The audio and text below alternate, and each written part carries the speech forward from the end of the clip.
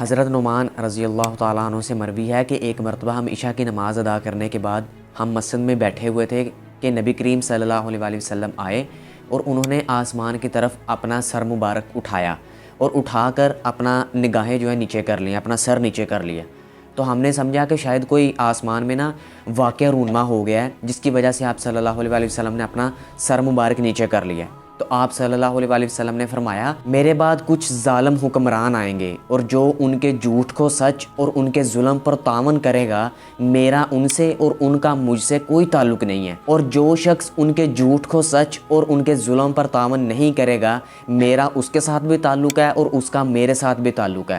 اور یاد رکھو کہ سبحان اللہ، الحمدللہ، لا الہ الا اللہ، اللہ اکبر، یہی باقی رہنے والی نیکیاں ہیں۔ میرے بھائیوں، میرے ہم عزیز دوستو، بتانا صرف آپ کو میں یہ چاہ رہا ہوں کہ یہ جو آپ کو اوپر پکچر نظر آ رہی ہے، یہ پکچر اس مسجد کی لوکیشن ہے جس کے اندر پشاور میں پچھلے دنوں میں دھماکہ ہوا ہے۔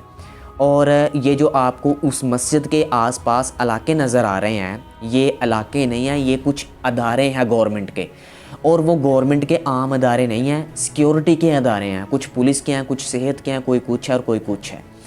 آپ ذرا سوچیں کہ ایک دہشت گرد آرام سے آئے گا اور آ کر مسجد میں دھماکہ کر دے گا؟ کبھی بھی نہیں آئے گا، کسی کے تعاون کے ساتھ آیا ہے۔ ہمارے اپنے ہی پاکستان کے اندر کچھ ایسے غدار ہیں جو اس پاکستان کو لے کر ڈوب رہے ہیں، لیکن ہمیں وہ نظر نہیں آ رہے کیونکہ ہم سے وہ چھپائے جاتے ہیں، عام عوام سے وہ چھپائے جاتے ہیں۔ آپ کو یاد نہیں کہ احسان اللہ احسان ایک بہت بڑا مجرم تھا، وہ ترکی کے اندر آرام سے کیسے پہنچ گیا؟ کسی کے تعاون کے ساتھ پہنچا ہے۔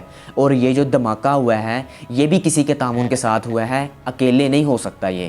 اور پشتونوں نے پٹھانوں نے یہ تو قسم کھائی ہوئی ہے کہ قربانیاں ہم نے ہی دینی ہے، یہ انہوں نے سکھی ہوئی ہے، قربانیاں صرف انہوں نے دینی ہیں اور کسی کا حق نہیں ہے، کیونکہ حکمران ہمارے سو رہے ہیں، بالکل سو رہے ہیں۔ پاکستان ایک ماں تھی اور ماں مر رہی ہے، اور اس ماں کے مرنے میں بیٹوں کو کوئی فرق نہیں پڑ رہا۔ ہمارے حکمران اس دھرتی ماں کے بیٹے تھے، لیکن ان کو ذرا برابر بھی فرق نہیں پڑ رہا۔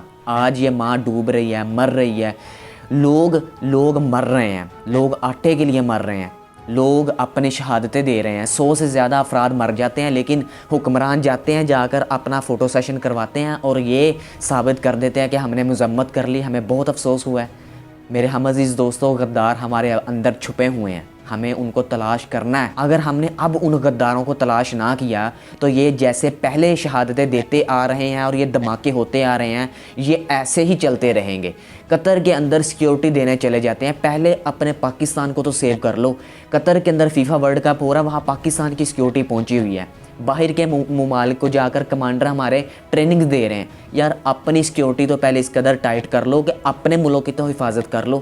اپنے ملک کی حفاظت ہو نہیں رہی، آپ دوسروں کے ملکوں کو جا کے حفاظت کر رہے ہو۔ کیا امیج جاتا ہے ہمارا ان کے سامنے؟ کیا امیج جائے گا کہ اپنے ملک کو سیو نہیں کر سکتے؟ انڈیا جیسے کنٹری کو اس لیے باتیں کرنے کا موقع ملتا ہے، وہ اس لیے باتیں کرتا ہے کہ اپنے ملک کے اندر یہ لوگوں کو مار رہے ہیں اور بھیج رہے ہیں خوراک باہر، اپنے ملک کی یہ حفاظت نہیں کر سکتے، دوسرے ملکوں کی حفاظت کر رہے ہیں۔ یہ اپنے ملک کے اندر پولیس کے سامنے وہ بندہ چلا جاتا ہے پولیس کی ہی وردی پہن کر، لیکن پولیس والے ایسے ہیں کہ ان کو نظر ہی نہیں آیا کہ ہمارے سامنے سے کون جا رہا ہے۔ ہمارے ایسے سخت ادارے موجود ہیں کہ اگر عام انسان وہاں پہ جاتا ہے تو 100 مرتبہ اس کی چیکنگ ہوتی ہے، بہت زیادہ ایک عام انسان پریشان ہوتا ہے، اتنی اس کی چیکنگ ہوتی ہے۔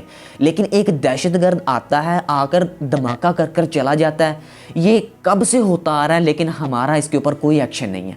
ایک عام انسان کے لیے زندگی اور ہے اور ایک دہشت گرد کے لیے زندگی اور ہے۔ غدار ہمارے اندر چھپے ہوئے ہیں، کوئی ہے جو ان کی مدد کر رہا ہے۔ آج ہمیں اپنی آنکھیں کھولنی پڑیں گی۔